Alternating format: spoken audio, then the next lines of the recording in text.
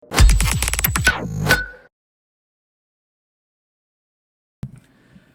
everybody, welcome back into another episode of the Penn State 365 podcast. My name is Dylan Cowan Curley, beat writer and recruiting analyst at Happy Valley, insider of the Rivals Network.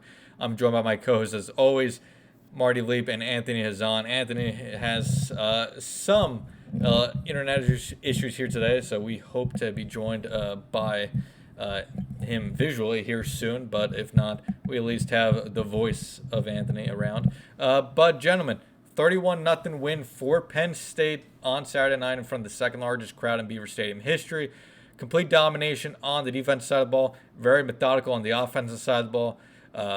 We'll get into the nitty-gritty here soon, but just your quick initial reactions. And Anthony, your face joins us here on YouTube. So what's your initial reactions out of this one? Yeah, I mean, just an overall dominating performance for Penn State. I think they did exactly what they needed to do. I think you knew going into this one that Iowa offensively was going to have a hard time putting up a lot of points. I did not think it was going to be as bad as it was because it was really, really bad.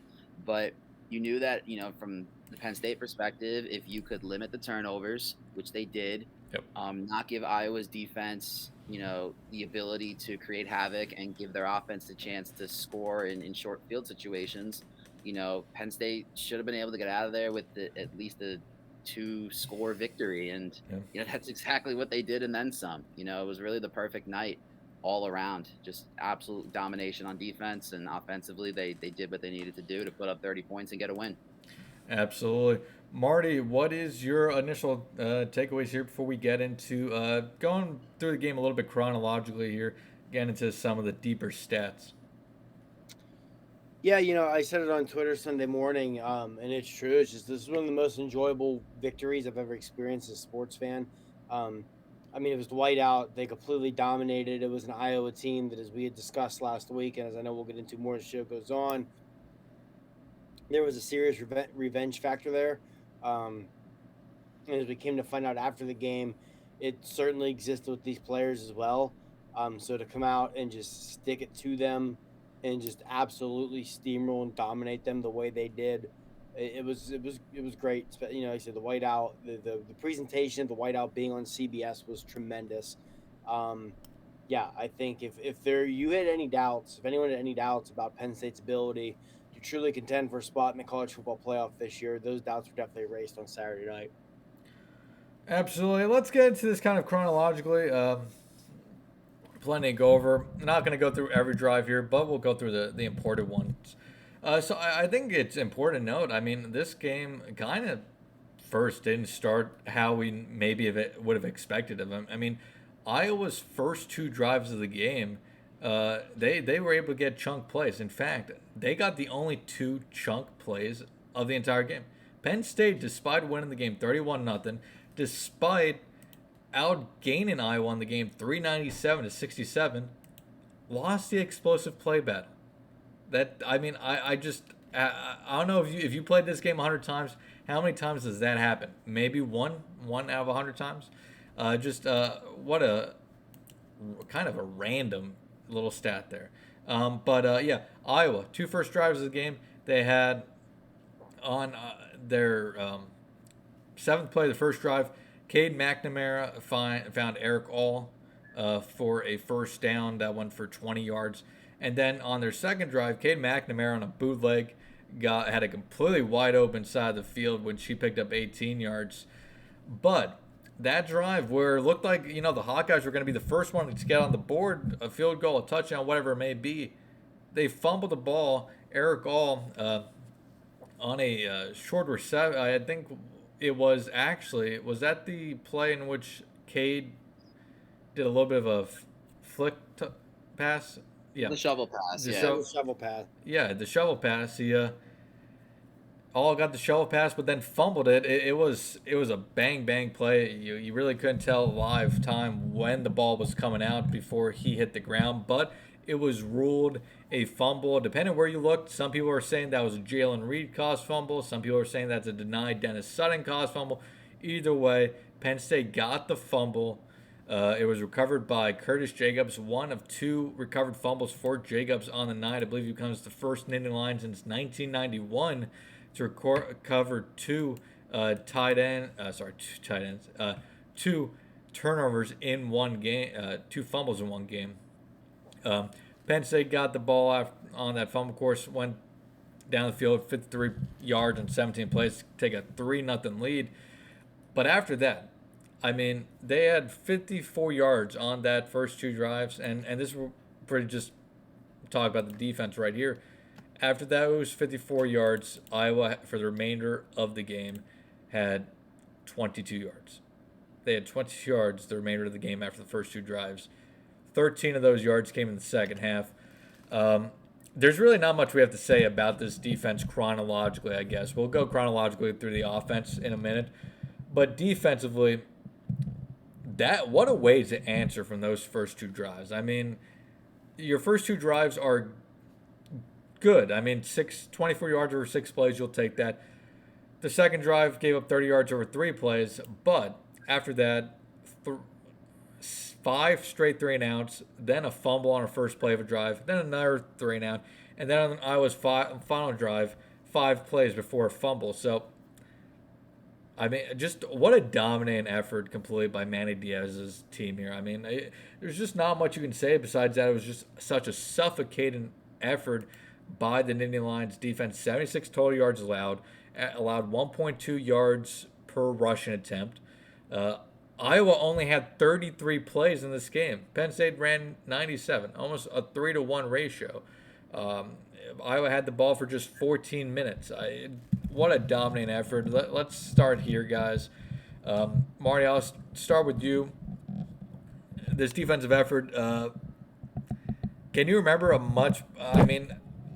think there was a performance against Temple in the mid-2000s maybe, but can you remember any such dominant performance? Yeah, when you consider the fact that this was a Big Ten opponent, it's hard to find anything better. Top 25 too.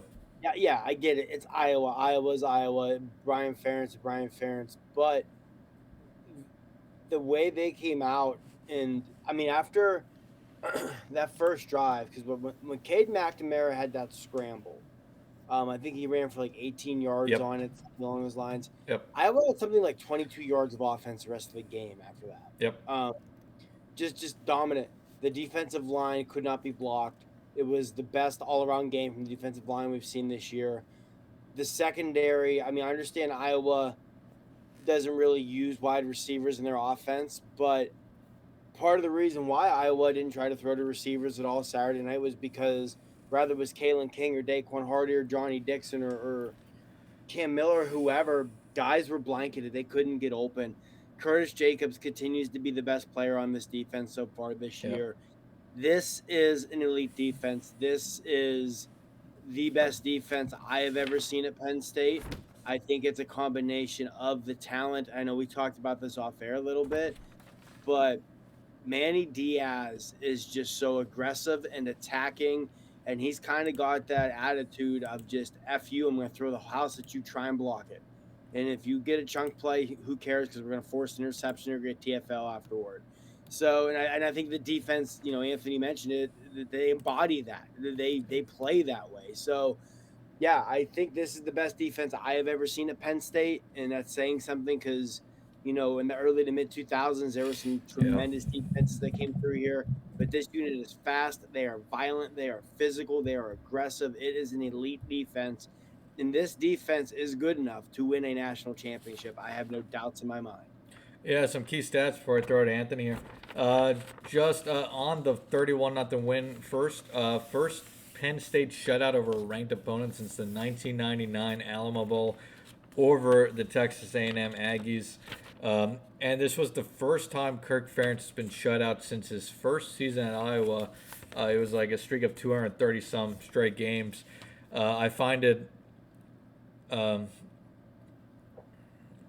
can't think of the word, maybe not ironic, but you can argue the low point of Penn State football over the last 20 years, 25 years is the 6-4 loss on the field, the 6-4 loss to Iowa. Obviously, other things happened a couple years later, but of that time period, that 6-4 loss to Iowa was a pretty low point for Penn State football. this is without a doubt the low point of the Iowa offense under Kirk Ferentz. This is kind of one of those games where it's kind of amazing that Brian Ferentz has a job. This, as we're discussing this on Sunday evening, because that was one of the worst offensive performances you will ever see out of a top 25 team against anybody. I mean, I know it's an Iowa offense. I know they don't have a ton of talent, but at the end of the day, I mean, just how do you come back from that game as a Brian Ferentz offense? Outside that, Penn State first in the country this year in yards allowed, 219.5 yards allowed per game. That's number one in the country, and their 8.8 points per game allowed is fourth in the country.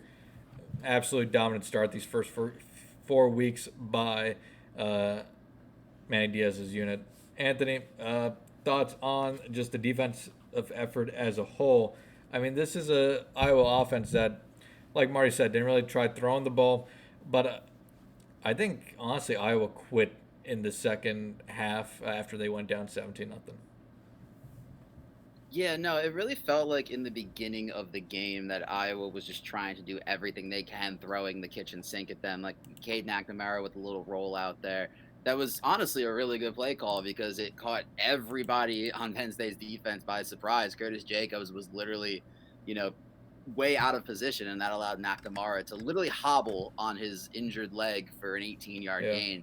The shovel pass, there was such a limited offense that for that offense was creativity. The shovel pass, the rollout, whatever.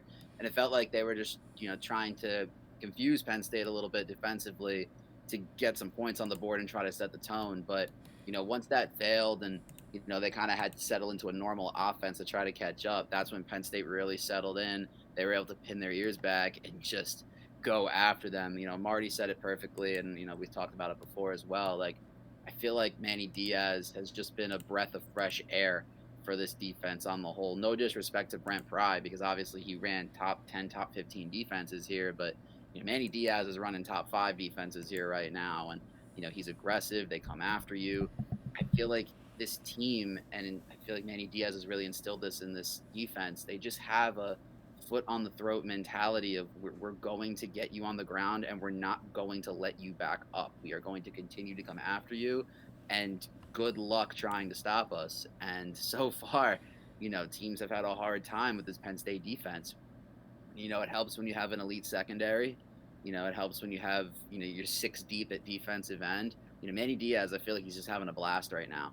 And there was nothing Iowa could do about it once this Penn State defense settled in. And it was just defensively total domination. I don't know how Iowa comes back from this. Going to what you were saying, I mean, just a demoralizing loss. Yeah. Now, to be fair, they're not going to face another defense like this.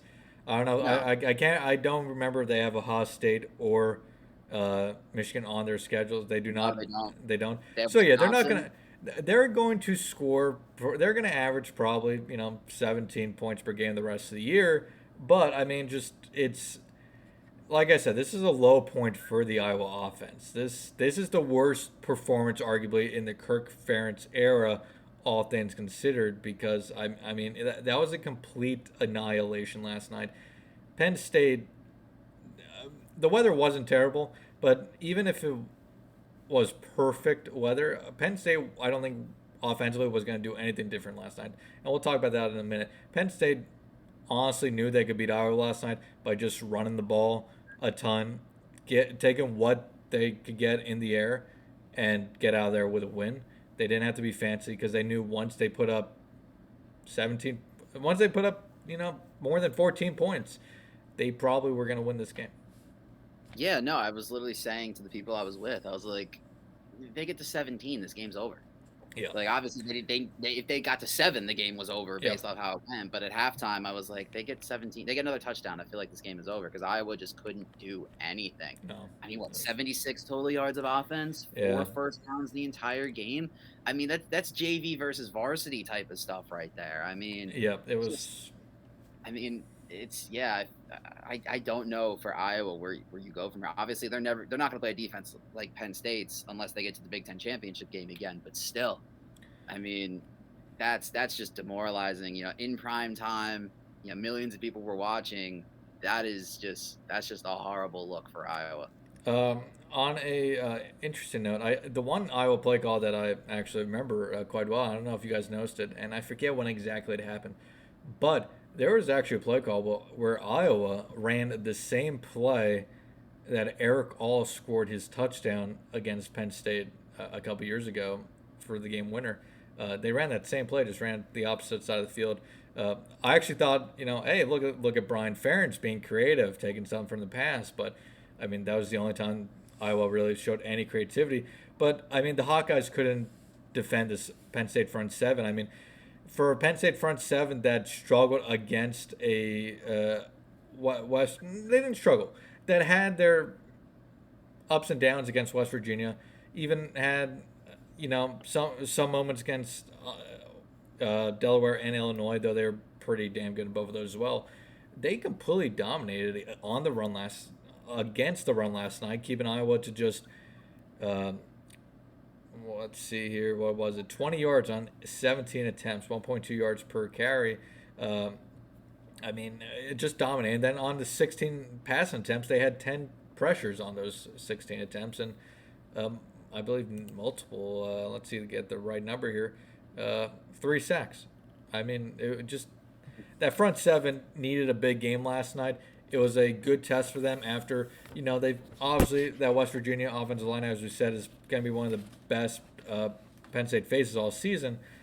But, I mean, for the front seven to build on each of the last few weeks and then have this type of performance against a quality Iowa front offensive line, that's a really promising performance as they head into deeper into their Big Ten play, but of course have Ohio State up in 3 weeks. Yeah, no, I'll 4 give it weeks. to Marty in a second here, but yeah, no, Penn State did exactly what we said they should do. They stacked the box pretty much every single play. They took the run away, and then once they did that, McNamara couldn't do anything passing the football. So No. they forced a really bad passing attack to beat them, and they couldn't do it. So good for them for recognizing that, obviously, and just going out and executing it. But also, Chop Robinson and Adiza Isaac absolutely dominated those offensive Yeah. tackles last night. Like it was, Chop Robinson was having his way with that left tackle. It was Yeah. absolutely insane to watch. His bend, getting around him is absolutely insane and lightning quick. You saw it last night why he's a first round pick, and I think Adiza Isaac's going to start shooting up draft boards a little bit as well. But yeah, I mean, I don't know if you guys saw the celebration, after he got that The big flop. Yep. back.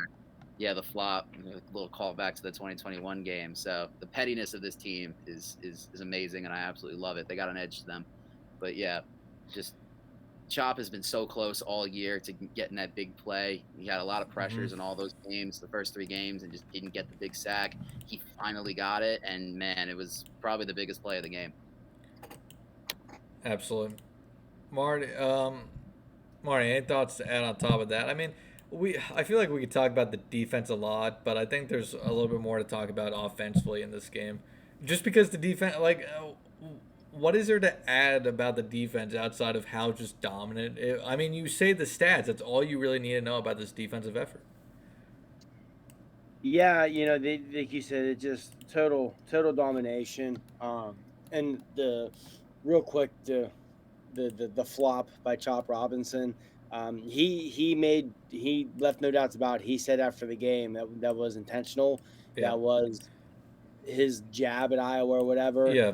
And to me, it's crazy because Chop was. I mean, when that game was played in 2021, Chop was spending the worst year of his life at the University of Maryland. So he wasn't even there for the Iowa game in 2021. But I mean, he mentioned after the game how all week long throughout the Lash building, wherever they were, the coaches had highlights of that game, clips of the Iowa fans, clips of Iowa's coaches mocking injured Penn State players, and it definitely seemed to really resonate and set the tone for just a total and complete just beatdown of Iowa on Saturday night. Absolutely. I will say about the defense, a couple guys I really want to highlight. One of them is, I think, who I'm going to start calling Mr. Opportunity, because whenever he has the opportunity to be on the field this year, since week one, he's been outstanding. Dominic DeLuca, man. I mean, another forced fumble last night against Iowa. That is now 3 straight games in which Dominic DeLuca has some sort of turnover, and he could have had 2 interceptions against Delaware. I believe he dropped one, and then he had his pick six. He forced a fumble against Illinois, if I remember correctly, and then he forced a fumble last night. I mean, he only played 13 snaps. I mean, defense was only out there 33 snaps total. But, I mean, if in these smaller roles for him he's excelling, and I think he can be a really nice weapon for Penn State as they go deeper into the season. Yeah, the only thing, just because you referenced his fumble that was forced that Iowa recovered, I just, in the beautiful poetic ways of the college football world, Iowa fumbled 6 times last night and Penn State recovered 4 of them. 6-4, just can't get away. Can't get a pass. Can't get away. It was a very non-characteristic game for Iowa. I mean, special teams miscues. That punt that went off the back of the one Iowa player's head, which eventually resulted in a touchdown for Penn State. They had an opportunity to recover a muff punt from Caden Saunders, but instead they helped Penn State because the gunner was chasing down the field and kicked the ball away, and Penn State recovered it. I mean, it was just the little opportunities that Iowa usually gets, they didn't have, and instead they gave Penn State multiple opportunities to take advantage of, and credit to Penn State, they did.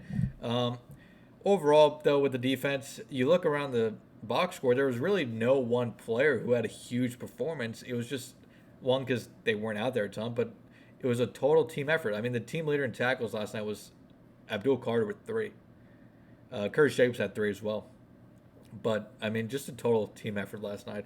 And that's a really strong performance, obviously, for Manny Diaz's unit to build on.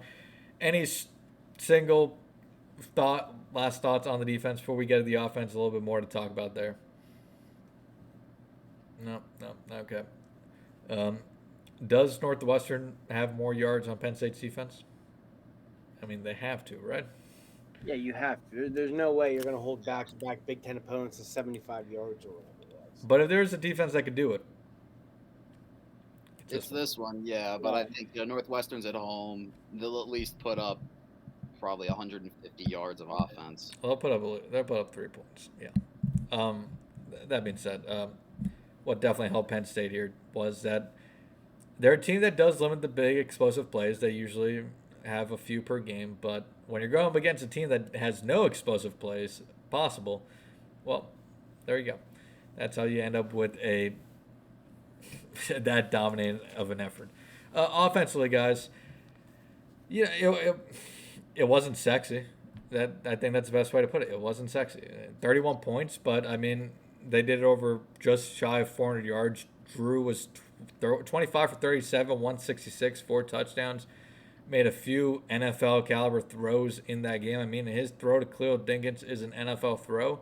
His fade to KLS in the fourth quarter is an NFL throw. That was an NFL catch by KLS as well. I thought KLS, who had, a kind of a disappointing effort against Illinois, bounced well really strongly this week against Iowa. 8 receptions, 66 yards, a touchdown, was targeted 11 times.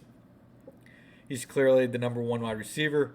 Theo Johnson had a nice breakout game. It wasn't a huge performance, but a good one. 6 receptions, 42 yards.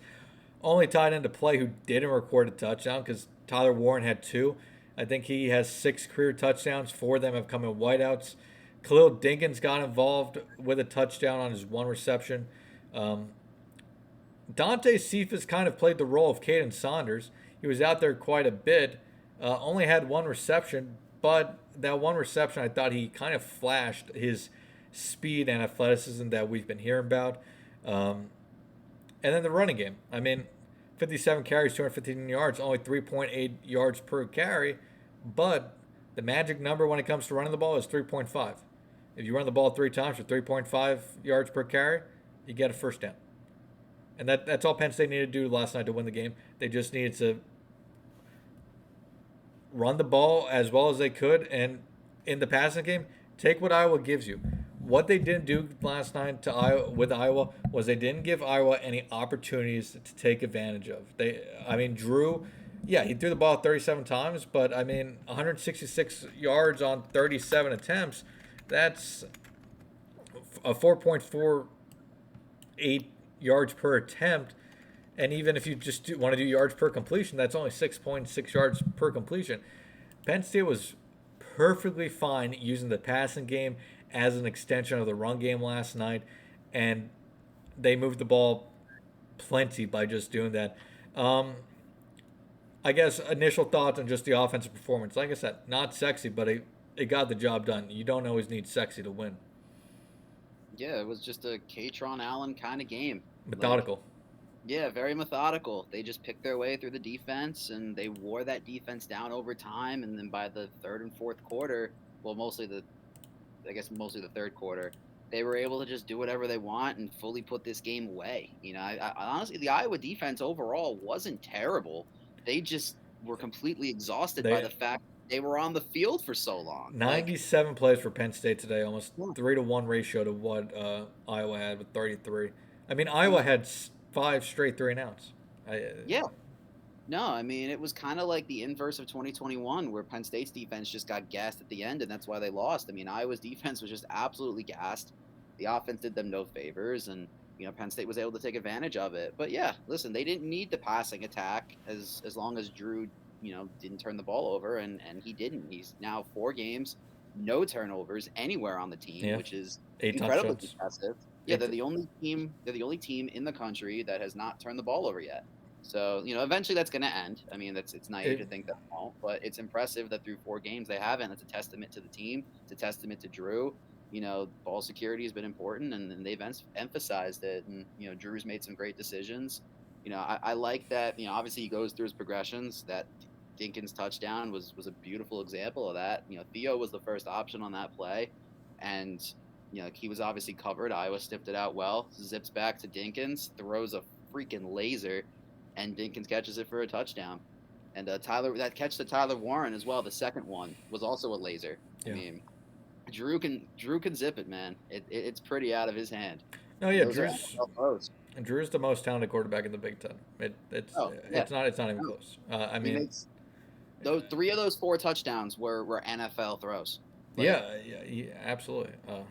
Absolutely. And by the way, again, wasn't a sexy performance points-wise, 31 points. You're never going to complain about that. By the way, Penn State's 30-point streak continues to 11 games. The longest, at least since 1994, 1995, when they did so in 15 games. So by far the longest of, not by far, but the longest of the James Franklin era as well.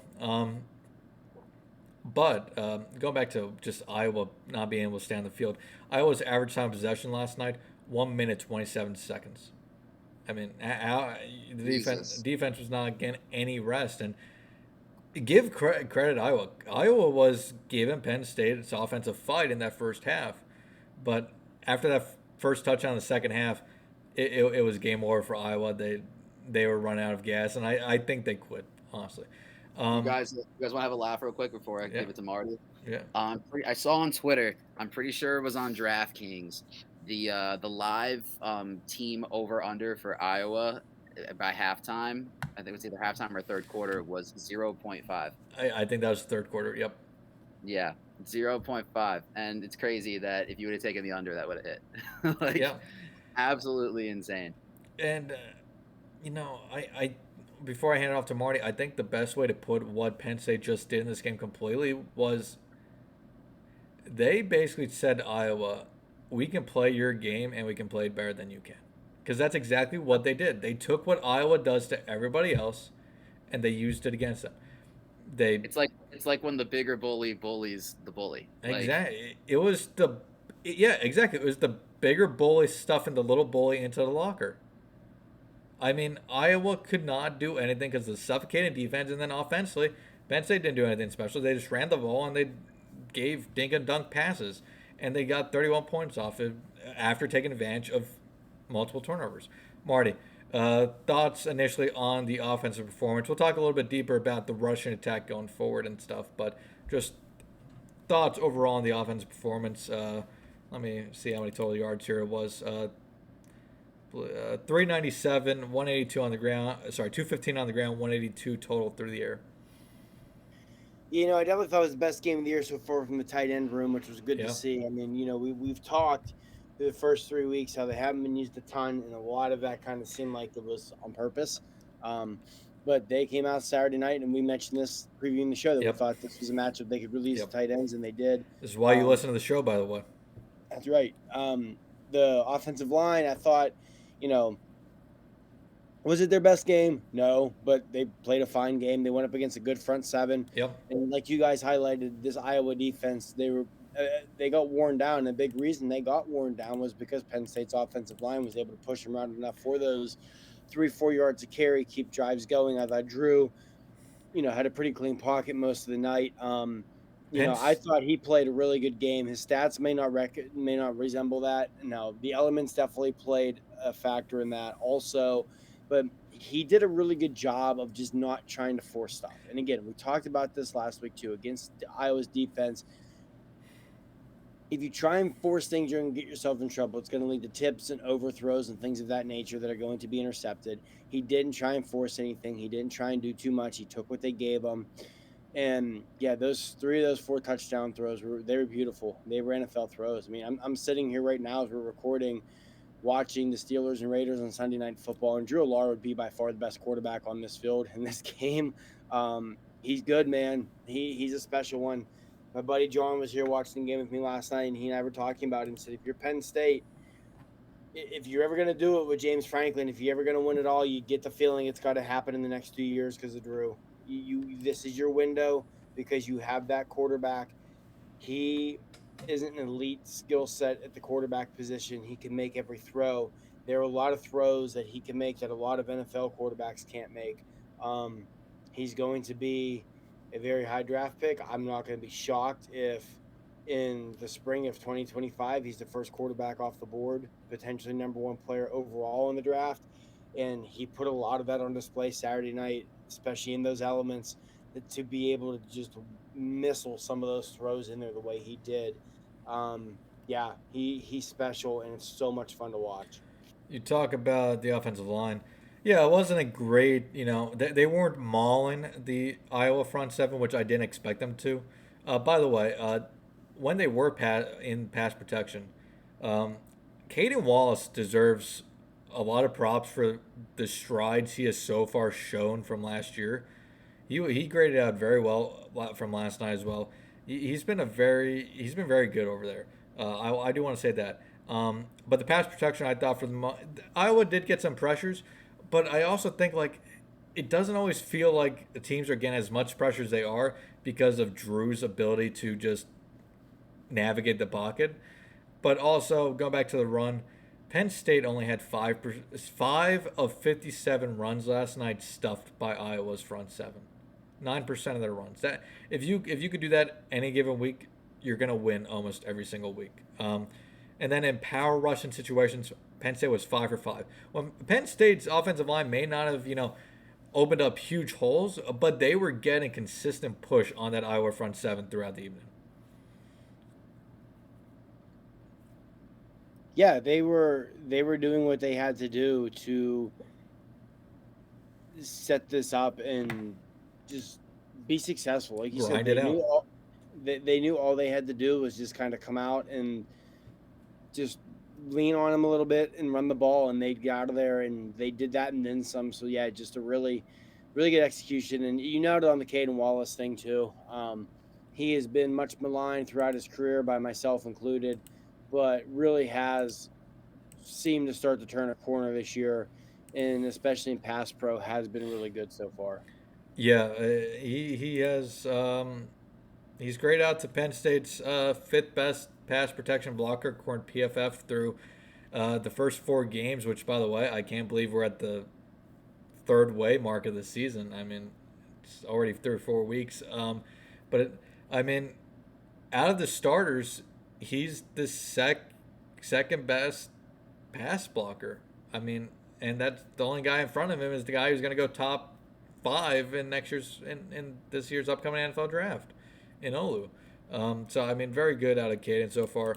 The run blocking, I think, across the board this year has been very okay. It hasn't been great. It hasn't been terrible.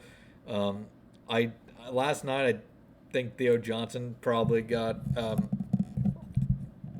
his lunch stolen a few times, but he had a good day through the air, which is Penn State will take that trade. But overall, the offense, yeah, like not explosive last night, but it didn't have to be. But this is where I come up with my next question: is are either one of you concerned about Penn State's rushing attack through 4 games, not really showing any explosiveness? I mean, let me go. I'm gonna find how long the longest carry of the season is for anybody, but through 4 games, we haven't seen the same explosiveness that we saw for most of last season. Anthony, I'll start with you. You worried about this rushing attack at all? I think Penn State last night wasn't trying to be explosive. I think, like we said, they were willing just to get 3.5 yards per carry. But it is a trend through 4 weeks that they really haven't had many big plays on the ground. I don't want to say I'm worried, but it does have my attention a little bit. I mean, I do have a slight concern about it. Specifically, Nick Singleton. He just hasn't looked like the same player that he did last year. Yeah. I'm a little worried personally that they might have overcorrected in terms of, he had a tendency, especially early in his career, to bounce to the outside and, not take, the hole up the middle that was given to him. I almost wonder, he seems almost a little timid to try to bounce it outside and get the big play. It almost seems like he's thinking too much right now. Yeah. They need to just get him back to a point where, it's one read and go. Like, examine your options quickly, and you're explosive. You're a home run hitter. Mm-hmm. And along with that, you're going to have some times where you lose a few yards on a play because you were trying to hit the big home run. Like, Yeah. Katron Allen is the grinded out guy. If you need a grinded out situation like last night, that's where Katron Allen gets 20 carries. But, Singleton, he's the complement. You want him to be the home run hitter. So, yeah, I think they'll figure it out. Singleton's too talented not to eventually have those big explosive plays. He's just too good. And I think they're scheming, like teams are scheming around those guys right now. And if Drew continues to prove that he can ball like he has, eventually that's going to open things up for Singleton and Allen to start hitting the big plays. So I think it'll come. But yeah, I am slightly concerned about it for right now. Allen quietly putting together a very good season, 63 carries, 280 yards this year. Singleton has the more touchdowns, but I think through 4 weeks, you guys can correct me if I'm wrong, but I feel like Allen has probably been the better running back of the first few weeks, but I think that's just because Allen is kind of more that guy who's more decisive in his decision makings of hitting the hole. He's going to get the ball, and he's just going to run to his hole, and he has great vision. So if he sees a little bit of a better opportunity, he'll jump into that hole as well. But I think Singleton is just, his decision making is not where it was at the end of last year, and he has that indecisiveness that we saw early on. But at the same time, Penn State the last 2 weeks, it's not like they faced bad front sevens. They faced some 2 really decent to good front sevens the last 2 weeks. So we'll see what happens. Marty, are you concerned about the explosiveness of the Russian attack? I think Anthony did a good job of summing up how I feel. Maybe worried isn't the right word, but you definitely want to see it. They haven't needed it yet, but you feel like, you get into, you go to Columbus, Michigan comes here. If you do play in a Big Ten championship game, that's when you're going to need it, Mm-hmm. And I kind of had that same thought about Singleton myself of that, hey, maybe they did overcorrect this. Maybe they need to reel that back in and tell him just, hey, do your thing. Because there have been a few times this year where it seemed like he's had the opportunity to bounce it outside and hit a big gain, and he didn't do it. So, yeah, I will be curious to see moving forward if they can get this going. I'm not gonna say if, I should say when, 'cause I think they're going to be, that the explosive plays are going to be there. But yeah, like Anthony said, maybe not necessarily a true concern or a true worry, but that definitely something that, is gonna kind of peak your ears up a little bit, and you just gonna kind of monitor here these next couple of weeks before you go to Columbus in 3 weeks. And I thought this was a good point brought up by Zach Sayeko of Locked On Nittany Lions. Tyler Warren is a quality run blocker. Theo Johnson obviously has his ups and downs, but missing Brennan Strange this year maybe a part of the lack of explosiveness. I mean, Brennan Strange, if you go back and watch a lot of those big runs last year, Brennan Strange was a big part of those runs. He was a terrific run blocker for Penn State. And Tyler Warren, I think, it's graded out pretty well, but I do wonder if to a degree they are missing Strange in that degree, to a degree. Yeah, it's a valid point. Yeah, I mean, his Strange was an underrated blocker. He really was, and I think that's really what got him drafted in the second round. Was he's a complete all-around tight end, and Theo, I think, has been solid. I know he got worked a little bit in this game, but for the most part, he's been solid in blocking. But and Warren does a decent job at it as well. But I don't think either of them are at the level of Strange in terms of being all-around players, at least at this point. So they could be missing him a little bit, and that could be the difference. Tyler Warren actually does grade out to Penn State's best run blocker this year, but I mean at the same time he has been good, but I just felt like last year Brent Strange had that little bit of extra oomph in his run block, and that really paid off. But he had his ups and downs, kind of like Theo Johnson as well. But that's something that could still be developed as the season goes along. I don't think Penn State fans should be overly concerned about the Russian tech not having that explosiveness, because it's not like they're not getting big. They're not getting huge plays, but they're getting runs of 6 to 10 to 12, 15 yards. They're just not getting those, 25-plus yard touchdown runs yet, and they're going to eventually come. They're eventually going to come. I also think, to a degree, Penn State is keeping the offense pretty vanilla so far. I mean, there's no reason to open up the entire playbook at this point in the season. They don't need to in the next 2 weeks. I think the next 2 weeks the offense is going to be pretty vanilla. But when they go into Columbus at the end of October, that is going to be a whole different playbook for the Nittany Lions, in my opinion. Thoughts? Does it? Yeah, I'll take it first. I mean, I completely agree that I think they've known the past. I think you're going to see it in the next couple of games as well. Yeah. They've had no need to really open up the playbook and show Ohio State anything that they could see on tape, because they haven't needed it. As much as we would like to see it, they knew that they could be pretty vanilla and pretty conservative, and as long as they didn't play sloppy, they were going to beat those teams by 2-3 scores, and that's exactly what's happened so far. So I'm sure they're saving a couple of things, and they've got a couple of weeks now to clean some things up, and you obviously have to keep that 1-0 mentality a little bit, but I think you can also get away with having a little bit of an eye towards that matchup in Columbus. Yeah, I mean, I think at this point Penn State's a offense with the talent and a defense with the talent that you don't need to do anything special against these clearly inferior opponents. I mean, let's be honest, outside of Ohio State and Michigan, Penn State should wipe the floor with every opponent they face this season. They're that good of a team.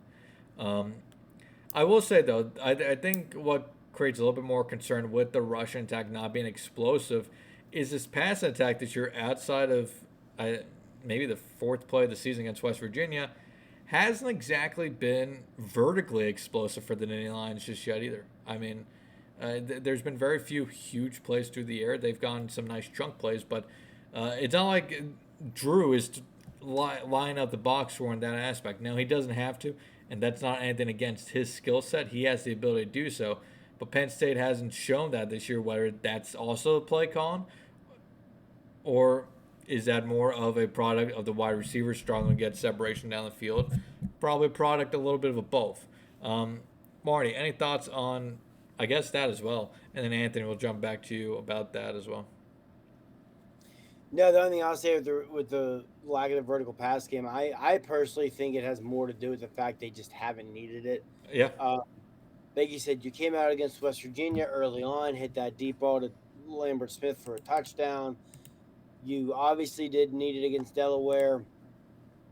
Didn't need it against Illinois. Didn't Saturday night, even if you would have needed it, the elements probably weren't going to allow it.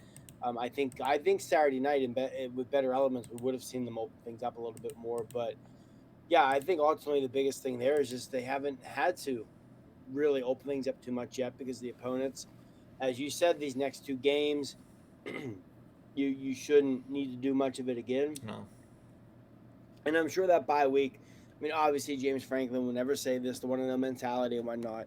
But that bye week and even the week leading up to UMass is going to be more about prepping for Ohio State than it's going to be UMass anyway. yeah, So I think that's a week where, I mean, obviously we wouldn't see it until they kick off in Columbus, but I think that's a week where you could see them start to add some more wrinkles to this, dive a little deeper into Mike Yursich's playbook and stuff like that as Sure. they look for that vertical passing game, that deep threat. Because I do think that you're going to need that. You're at some point you're going to need to hit a chunk play or two like that to Sure. win a game.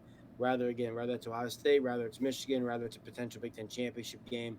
So you've got to get it figured out. And like you said, Drew's got the ability to do it. Obviously, he's got as much arm talent as probably any quarterback in the country, not named Caleb Williams. So there's no reason they can't pull it off. Yeah. I mean, great points all around from you there. Um, Anthony, any thoughts to add to that? After that, I just want us to go through, give a quick little grades to the individual position groups, and then we have a commitment to talk about. Anthony, any final thoughts on the offense here? Yeah, no, I think Marty summed it up perfectly. They're conservative. They've been conservative with it just because they can be, and they don't have to show anything that's going to be able to be put on film. But also, I just think for Yurcich, his biggest key for the first few weeks has just been getting Drew comfortable. Yeah. Getting him in a rhythm. Giving him some nice easy throws and just helping build up his confidence for the stretch run of the season when you get to those Ohio States and Michigans. So yeah, I think as the season goes on, like Marty said, they're going to start to implement more things, and they're going to find more options deeper in that playbook, and it'll become a little less conservative as Drew builds up his confidence, and he can hit the deep ball. He's got the arm to do it. It's yet to be seen how accurate he is on those deep balls, but I mean he's got it in him. So we'll see. All right. All right. Well, yeah. Let's go through. Let's go through the positions real quickly. We'll just give out our grades. Any thoughts on them through the third way mark of the season? All right. 4 games in, how would we grade Drew Aller's performance? Are we going an A here? Are we going a B plus? What are we going? He's 4-0. He hasn't turned the ball over. He's made some big-time big boy throws. His pre-snap reads and checks have been better than you could have hoped. I think it has to be an A. A or A plus? I would go A plus. I think it's I'd give it an an A. A. Yeah. I think an A is, for all the reasons Marty said, is a pretty fair grade. Running backs is interesting because to a degree, it is the product of the offensive line to a degree. But also, I think the offensive line has, the running backs have missed a few opportunities themselves. Have they put the ball on the ground at all this year? Maybe once, but No, remember there's been no turnovers. No, I know there's no turnovers, but I'm trying to think if has the ball touched the ground at all. No, I don't think it has. I'd give the running backs a B probably. Yeah, I think a B's, Maybe B's B fair. plus, but probably just a B, just because I Singleton just has not shown up yet to his potential. He's had some moments here and there, but once he gets going, that's when that grade goes up. Yeah, I think I'd give it a B. Singleton hasn't had the greatest start, but Katron has been, like I said, really quietly really good this year. And Trey Potts has shown some flashes when he's on the field as well. I think I wouldn't be shocked if we see Potts kind of, as the season goes on, develop into kind of a a third running back in the backfield that gets snaps during actual, non-garbage time. Because for now, he's mostly been a guy out there in the garbage time. Marty, would you agree with the B? Yeah, I agree with the B for what you guys said. I mean, they haven't necessarily been bad, but there definitely been some missed opportunities, and you want to and need to see more out of the backs. But I think a B is pretty fair. All right, wide receivers. I think this is one where there's been quite a few drops, and I think you gotta obviously mention those. There hasn't been a ton of explosiveness. I think a B would probably be the highest I would go here. I think you could argue maybe a B minus. I there's been flashes, but it hasn't been consistent just yet. But it's also the part of that's the play calling, like we said. Yeah. The drops though have to. I mean, they've dropped quite a few passes these first 4 weeks.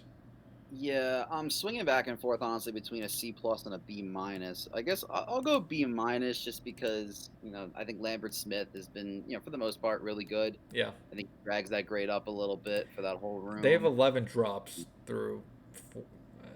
The offense as a whole has 11 drops through 4 weeks. Three of those running backs, so 8 drops in the first 3 weeks. And we'll count tight ends and the wide receivers actually. So let's count tight ends here. Wide receiver / tight end. Oh well, that Oh yeah, that changed. Yeah, might So change. yeah. I that does change, and I just figured we'll add those in here. Um, If it's with the tight ends, I would probably give it a B plus. yeah, no, that's fair. I mean, even the tight ends, like they just really broke out. Like Just yeah, I mean this was their first last week. big game of the season. Yeah, they've been great in like the blocking schemes and everything, but yeah, this was the first week like offensively that they really were a focal point. Yeah, They hadn't needed to be to this point, but yeah, I guess maybe a B plus. It's tough when you're combining them both because I think it's a different grade for both. sure, that's fair. I mean, if you were gonna give the tight ends a grade on their own, what would you give them? A B for?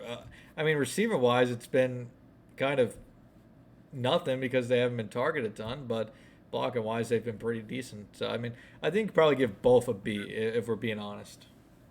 Yeah, I'd probably go wide receivers B minus, tight ends a B. It's probably fair. Marty, agree with those? yeah, I definitely think to me it changes doing them together because I would give the tight ends a B. The receivers, I'd probably go B minus, maybe C plus. I don't know. But those drops are just killer. Like Yeah. you can't drop the ball. We I we only saw Malik McClain about I think 11, 13 snaps this week. yeah, like the drops are killer. You can't drop the ball, and that's been a problem for them. So that definitely hurts their grade. But yeah, I'll stick with the yeah. Give the tight ends a B, but I don't know. I think receivers, I would probably say C plus. C just 'cause plus. those drops are killer. That's The drops are that's killer. fair. You've got to get that cleaned up.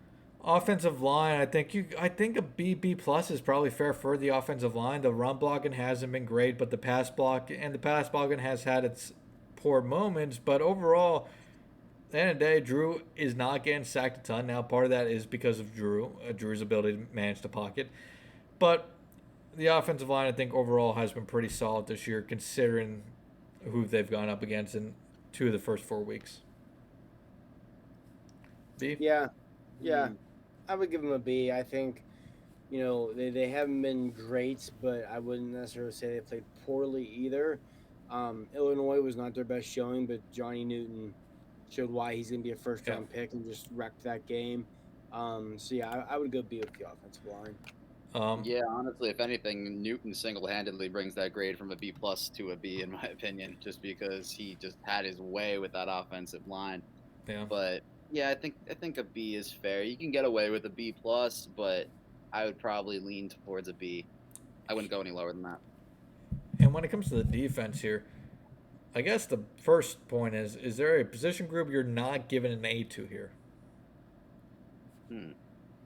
I think the defensive line has been absolutely dominant the last few weeks. Yeah. So I think the defensive line deserves an A. After Secondary. against the run, they've been pretty damn good the last year. I mean, West Virginia had its moments. They had that one play against Delaware, which was mostly the second team defense, and I think the second team defense should go into these grades to a degree a little bit, but at the same time, it's been a handful of snaps in the grand scheme of things. So, but is there any group that's not getting an A here? No, I'm with you. I'd go A's across the board. Yeah, I mean the defensive line. I know they didn't have a great game against West Virginia, but they've been really damn good since then, including just dominating last night and really kind of taking over after the first quarter against Illinois. Also, the linebackers outside of whatever that play was by Tyler Elsdon against Delaware on the touchdown run have been really good.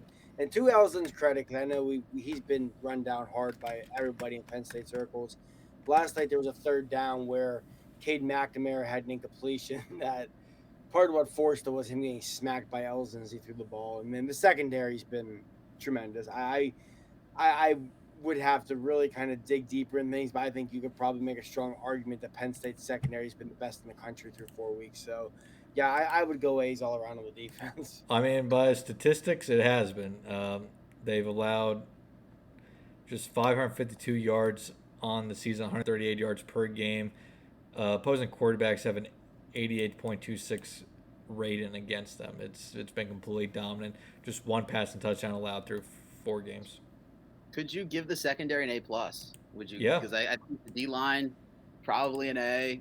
Linebackers, probably an A. Maybe an A-, probably an A. Would you give the secondary an A+? I would, yeah, absolutely. Yeah. I mean, because I'm trying, like, Cam Miller gave up a touchdown, right? But that wasn't even his fault. That was just a tremendous play by the wide receiver. Cam Miller played near perfect coverage on that touchdown that he gave up. Yeah, no, I mean it's just been a really good performance all around by all of those guys, cornerbacks, safeties. They just played great for the most part. Really, no real blown coverages yet that I could.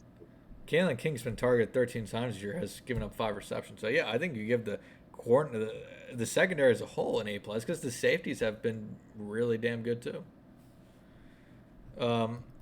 Linebackers, I think. I mean, there's been some poor performances here and there by individual players. Elsdon's had a poor game against West Virginia. DeLuca had a poor game against West Virginia, but those two have bounced back strong in their roles now, in which they're on the field a little less, and they're taking advantage of those opportunities. So I think linebackers are probably an A, just because King and Jacobs and Carter have been so dominant. And then defensive line is an A+. Like, is there anything? Yeah, no, I was gonna say Jacobs. I think I said this last week. I'll say it again. I think he's been the most consistent. He's team MVP right now on defense. Yeah, he's just been steady Eddie. I mean, he just comes out every week and he puts on a really good performance. I think he's kind of stepping into like a leadership role on this defense, and Abdul Carter's going to be the flashy one. He's going to make the flashy play that's going to go viral. But Curtis Jacobs is going to be the guy every week that gets you 7 to 10 tackles, and he's just all over the field. Hey, I don't know if he's this good, but I mean, ESPN had an NFL front office guy this past offseason say Curtis Jacobs was one of the best players in the country and could be a first-round guy. I don't know if he does, if he ends up going there, but I mean, Curtis Jacobs is proving that guy. That he may be correct. I mean, I'm looking at Penn State's defensive stats this year. Just a ridiculous amount of pressures through 4 games. 80 total pressures, 47 quarterback hurries, 19 quarterback hits, 14 sacks. It's been ridiculous. Chop Robinson has been amazing. Again, maybe the best pure pass rusher in the country right now. There's a reason he's getting the first round accolades right now, the first round projections. He's an elite one. All right. So far, quarterback A, running back B, wide receiver B-, tight ends B, O-line B, D-line A+, linebackers A, secondary as a whole an A+, special teams C minus. I mean, Man, Riley. that's We've debated about Riley Thompson. Yes, it has not been pretty the first few weeks. I think he will get more comfortable and settle in as time goes on. But so far, it's been up and down. Kicking, Falcons has shown he can make the kicks, but has had one kick blocked. The other one, he had another kick blocked that got called off for a leaping penalty, but still, elevation needs to be better. Caden Saunders has made some interesting decisions in the punt return game, and kick return we really don't know because Penn State's defense has barely allowed any touchdowns or field goals. I feel like a C is fair. I think Falcons has, for the most part, done pretty well. I think they need to work on those low arcing kicks that can get blocked. Yeah. Against better teams, that could become a problem. I'm willing to give him a little bit of a mulligan for that 43-yard miss, just because it was in the rain. It was already raining pretty good by that point. He made a 46-yarder earlier in the game when it was a little bit drier, so he gets a little bit of a mulligan for that. But yeah, kicking. It's kind of funny how going into the year we weren't really concerned about punting, and it was the kicking we were concerned about. I feel like that's almost flipped a little bit for me. I'm a little more comfortable with the kicker right now than I am the punter. I just have not been impressed at all with Riley Thompson, if I'm being honest with you. I'll be honest, I totally forgot Falcons missed that kick at the end, but that's because I was working my way down to the field, didn't see that, and on my rewatch, I stopped watching pretty much once it got to the fourth quarter because it was, mostly over. I stopped the rewatch after Drew threw his fourth touchdown. Yeah, same. That Ohio State Notre Dame game was a classic ending. We threw that on immediately and kind of just checking the score on our phones towards the very end. Yeah, so I'll have to actually go back and rewatch that Falcons miss. But I still feel Penn State 9 times out of 10 within 45 yards can put the Falcons out there, and you feel that he's probably going to end up making the kick. I mean, he's provided some early consistency, and minus the elevation issue, I don't see many worries with him. And Thompson needs improvement. He's definitely made me a little more comfortable. That's for sure. It doesn't feel like the kicking game may cost Penn State a game right now. Marty, special teams grade C. Yeah, I'll say a C as well. I'm with everything you guys said. I mean, the punt return stuff, I think Caden Saunders can be good back there, and some of this is just kind of growing pains right now. Yeah. He had a few miscues yesterday. Yeah. Gabe Nwosu has been just tremendous as the kickoff guy. Yeah, has opposing team returned a kick yet? Yeah, I mean, part of it, like you said, teams aren't really scoring a lot. But at the same time, Nwosu's not really giving teams the opportunity to return kicks anyway. And then punting and kicking, like Falcons, I will say with him, it at least has gotten to the point where you don't worry about extra points, which is something that was not a given coming into the year. Yeah. And I'm with you, Dylan. I think anything inside of 45 or so, most of the time he's probably going to make it. But the low arcing kicks are definitely an issue. Now, also, I will say, when you have problems with low arcing kicks, that tends to happen because it's a longer kick, so you're trying to line drive it more because you need to cover more distance. One of those was a 51-yarder, I think. Yeah, so ultimately, some of that also falls back on the offense of being better with your drives so that, you're not trying 45, 50-yard kicks at the end of them. But yeah, the special teams have been better. They've been better than I expected. I will say that, but I still give them the same. The punting, to me, honestly, is one of my biggest concerns on this team right now. I think Riley Thompson has been bad. There's no way around it. He just seems to seriously lack leg strength, which is not good. I know punting is not sexy unless you're Iowa, but Utah averaging 41.4 yards per kick is not going to do it. So that's, yeah, we'll see. Like I get. Maybe I know we talked about this. Maybe he just can't punt at night. His 2 worst games came at night. I mean, because Delaware he averaged 45, and then Illinois he averaged 43.8, which I mean is better than 41 point whatever it is right now. Maybe he just can't punt at night. Listen, Whatever it is, you got to get it figured out. Because I know we talked about this off air a little bit, and punting is not something that jumps out at you, something worried about costing you a game like place kicking. But like I said, 27 one of the most painful plays because of what it caused I've ever witnessed in my entire life as a fan was that blocked punt in Columbus in 2017 in the just 12 minutes of hell that proceeded to unleash.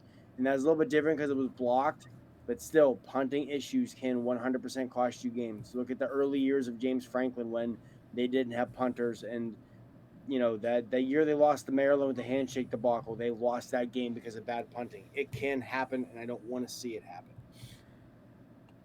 Yeah, I mean that's completely fair. The good news for Penn State is most of the time they shouldn't have to be punting from pinned deep into their zone like they were yesterday. So, but I mean against Ohio State and Michigan's in the world, you're gonna have a couple of those drives. So it'll be something to watch. Any final thoughts on the team through 4 weeks? Because we have a commitment to talk about here before we wrap this up. no, let's get to it and let these people mercifully go on with their lives there. All right. That commitment is four-star linebacker DJ McClary out of Jersey City, New Jersey. 5.9 rivals rated 124, ranked nationally, second in the state of New Jersey, only behind former Penn State commitment Jalen Matthews, and the sixth best inside linebacker in the country. Guys, this is a big pickup for Penn State. Somebody that we felt good about them potentially landing now for, it's almost October, 8 months. This is a really nice pickup. Doesn't play the best talent in New Jersey, but he's dominant on both sides of the football. Has almost 250 career tackles, 40 plus tackles for a loss. Offensively, he has over 3,000 rushing yards. Again, not the best talent, but what do you want to see out of these elite athletes when they're not facing the best talent in the world is the domination, and he completely dominates his opponents. And his athleticism and speed are really intriguing. He has sideline to sideline abilities. We'll see how he continues to develop. We'll see how he's able to stay up with higher end talent in coverage in the future. Potentially he moves out to the Will or the Sam, but at worst he could be a really good Mike linebacker for Penn State at the next level. Marty, I'll go to you first on this one. Thoughts on DJ McClary? Yeah, good addition. Penn State had some issues there for a few years recruiting the linebacker position. That's really started to turn around in recent cycles. This is just the latest example of that.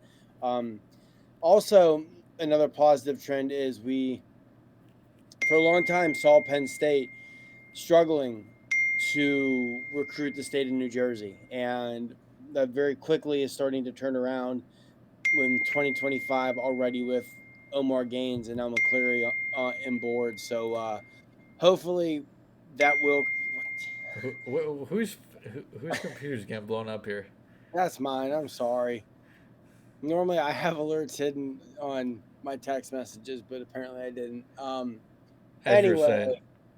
Anyway, yeah, it's good to see them start to recruit New Jersey well again. I mean, New Jersey's also been down in recent cycles, so that's part of the factor, or part of it there, where Penn State wasn't necessarily recruiting New Jersey as hard as they may in some other cycles, but still, it doesn't hurt to see them starting to get back in with some top talent in Jersey. Yeah, but any thoughts on McClary as a player yet? I mean, I think he has a chance to be a really special player. I mean, he's in that mold that they've kind of gone after in recent years of just going for super athletes at that position who could go sideline to sideline and potentially be great pass rushers along with, being able to stay at home at linebacker and stop the run as well. He's a physical guy. He's not huge right now, just 6'2", 205, but if he can add another 2 inches or so to his frame, he should be able to get to, 6'3", 6'4", probably 6'3", but if he's 6'3", 240, I mean 230, he's going to be in a nice spot once he hits the field for the Nittany Lions. Yeah, I think in a lot of ways, a guy that we've talked about a lot tonight, Curtis Jacobs. There's some similarities there, both their profile as a high school player, their build, their athleticism. I think there's a lot of Curtis Jacobs in there. Anthony, thoughts on DJ McClary? Like I said, big pickup for the Nittany Lions. They're third of the cycle, joining Keandre Barker and Amari Gaines as well, another prospect out of New Jersey. 2 4-stars so far in this 2025 recruiting class. Yeah, I mean, McClary, this is one of, if not the top linebacker target for Penn State in the class of 2025. This is a massive pickup for the Nittany Lions. His sophomore year stats are just absolutely disgusting. Domination. 131 total tackles, 20 and a half tackles for loss, and then offensively he ran for 2,100 yards and 25 touchdowns. I mean, he is Mr. Do-It-All and Mr. Everything for his high school team. Like you said, it's not the best talent, but dude just straight up dominates the talent that he plays, and that's exactly what you want to see. He could end up being a Will, maybe a Sam. If he's a Mike, so be it. But he's a very talented player, and he's a guy that Penn State prioritized from the very beginning of the cycle. And this is a huge pickup for them as they try to put together a really good linebacker class, because there's a lot of targets that they're either number 1 or number 2 for right now. They're gonna be able to pick who they want this year. Yeah, they're gonna be able to pick and choose. They might have the opportunity to be able. I never must say for certain. Yeah, they might have correct. To pick and choose who they want in this class. They may have the opportunity to do so. They may have some tough decisions to make. There might be some good players that they have to turn away because they got their 3 top targets or something like that. It's not impossible. This could be a really good linebacker class for Penn State. Yeah, this was a recruitment too that he picked up offers over the spring from a couple of notable programs. Some of his other notable offers: Michigan, Maryland, Mississippi, Ohio State, Oregon, Rutgers, South Carolina, Syracuse, Tennessee, USC, Virginia Tech. It's a good offer sheet. It's not like they battled out against like Boston College and Duke and Illinois. They had to go up against some bigger name schools, and even when he got those offers, they remained that strong presence in his recruitment. And yeah, I know it's Rutgers. I know they should beat Rutgers in almost every recruitment they go head to head for. But Rutgers over the next few years with the NIL, Rutgers has a pretty decent NIL program going there. They're gonna throw money at these. They're gonna throw good NIL deals at these guys out of New Jersey. So I mean, anytime you can go into New Jersey now in the NIL area, beat out Rutgers, beat out Michigan, who still has a presence there. Those programs, it's always a win. And McClary is going to be a guy who continues to pick up offers. He's going to be one of the better linebackers in the nation in this cycle. Yeah, and I think Khalil Ahmad deserves his flowers in these situations. He has been, and for those of you who don't know who Khalil Ahmad is, he's on the recruiting staff. I don't know what his exact position is, but he's from New Jersey, and he has a huge presence in the state of New Jersey. He was hired a couple of years ago, I believe, 2 years ago maybe, to be on the staff. I don't even think it was. It may have been. Was it a year ago? I think it was this offseason, if I remember correct. I mean, he's only been around for a hot minute, but as soon as he came back around is when Penn State. You really saw Penn State really starting to turn up again in New Jersey. Yeah, he opened so many doors for Penn State in New Jersey when they haven't had a presence in Jersey for a while. Yeah. So Khalil Ahmad deserves a ton of credit, and I hope his name starts getting out there more amongst regular Penn State fans, because he is a star on this recruiting staff. And we'll wrap it up there, but it is worth noting that Penn State may not be done on the recruiting cycle this weekend, on the recruiting trail this week. We could be talking about another commitment tomorrow. We'll see. And as we say that, due to some scheduling conflicts the rest of the week, we'll actually be previewing our Northwestern, doing our Northwestern preview on Monday. We'll release that Tuesday as well. Probably a little early to do a preview, but let's be honest, this is a game that Penn State should go into Evanston, win by 30-plus points. They're a 24-point favorite. What are those scheduling conflicts, Dylan? Should we talk? All right. Well, everybody can throw their shame at me.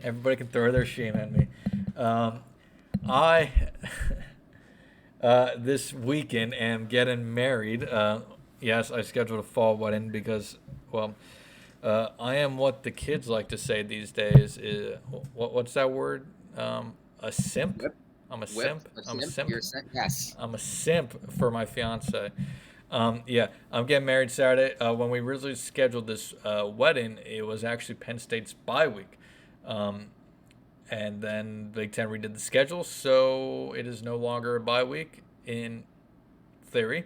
It is Northwestern, so it's a game Penn State should still, kind of cruise to victory. So I'm going to be working all week. I just won't be around Saturday to do the recap. The game's at 12. I get married at 3:30. You guys can do the math. I have a phone. I will be watching, and I will come back on Sunday afternoon and have my thoughts on the game. But yeah, Saturday is going to be a little bit slower on my end in the football coverage. And just with everything going on this week, I'm going to a concert Wednesday, which is when we really usually record our previews. Thursday, we have the rehearsal in which Anthony's a part of. And then on Saturday, well, all three of us are going to be at my wedding because Anthony's in the wedding and Marty's invited. So, yeah, that's the schedule if we had to share, which I'm cool with. But yeah, if you want to throw the shame at me for a fall wedding, you know where to find me, everybody. On Twitter at Rivals Dylan CC. Also, while I have your attention, be sure to subscribe to Happy Valley Insert at pennstate.rivals.com. Be sure to subscribe to us on your favorite podcasting app. Be sure to subscribe to us on YouTube. And follow us on Twitter as well at PSU365, at Penn State Rivals. You can find me at Rivals Dylan CC. Anthony, where can they find you and Marty after Anthony gives his? Yeah, you can find me on Twitter at A_Hazan51.